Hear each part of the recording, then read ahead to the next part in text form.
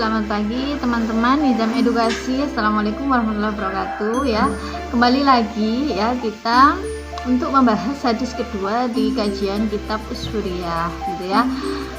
Yang kemarin di hadis pertama itu kan membahas mengenai kasih sayang sesama makhluk gitu ya. Yang kedua ini kita berbeda lagi. Nah, yang hadis kedua ini kita mengenai larangan berputus asa begitu ya. Kalau kemarin kita di hadis pertama yakni mengenai kasih sayang sama makhluk. Yang kedua ini adalah larangan berputus asa. Seperti apa? Langsung saja dari Ibnu Mas'ud ya, radhiyallahu berkata, Rasulullah bersabda bahwa Al-fajirur roji rahmatullahi ta'ala akrabu ilallahi minal abidil muqnit. Pendosa yang mengharapkan rahmat Allah adalah lebih dekat kepada Allah daripada abid, yakni ahli ibadah yang membuat orang berputus asa dari rahmat Allah Subhanallah ya. Jadi seperti apa di sini di terjemahannya diceritakan bahwa diberitahukan kepada kami dari Zaid bin Aslam dari Umar bahwa seorang laki-laki dari umat dahulu rajin beribadah ya, namun memberatkan diri serta membuat orang-orang putus asa dari rahmat Allah. Kemudian ia mati lalu berkata di dalam akhirat, wahai Tuhanku, apakah yang engkau sediakan bagiku? Allah menjawab, api neraka.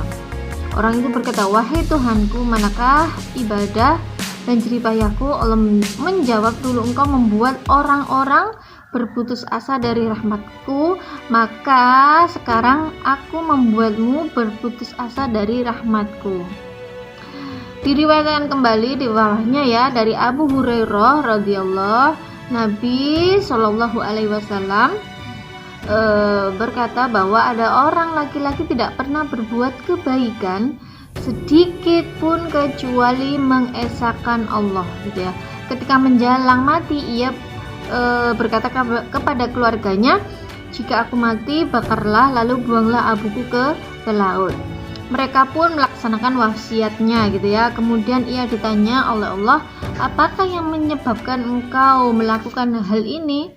Orang itu menjawab, aku takut kepadamu. Maka Allah mengampuninya, padahal ia tidak pernah berbuat baik sedikit pun selain mengesahkan Allah gitu ya. Jadi dua cerita yang berbeda ini pada dasarnya kita tidak bisa menyombongkan diri atas kebaikan, atas ibadah, amal soleh dan sebagainya. Yang selalu kita harapkan adalah rahmat Allah. Dan rahmat Allah itu, kasih sayang Allah itu hadir ketika kita benar-benar mengharap keikhlasannya ya, ampunannya, bukan pada kesombongan kebaikan amal soleh yang kita lakukan, karena kita tidak tahu akhir dari hidup kita husnul khotimah atau su'ul khotimah. Nah, ternyata di sini banyak sekali cerita-ceritanya yang mengenai larangan berputus asa ya. Sama halnya di sini di bawahnya ada cerita di zaman Musa, pada waktu matinya tidak ada orang yang mau memandikan dan mengkafani karena kejahatannya. Nah, maka untuk kita atau semuanya yang memang mempunyai masalah ya, jangan berputus asa dari rahmat Allah ya. Lalu mohon ampun, beristighfar, insyaallah kita mendapatkan ampunan. Semoga apa yang saya sampaikan bisa bermanfaat dan bisa mengedukasi, saling menguatkan. Wassalamualaikum warahmatullahi wabarakatuh.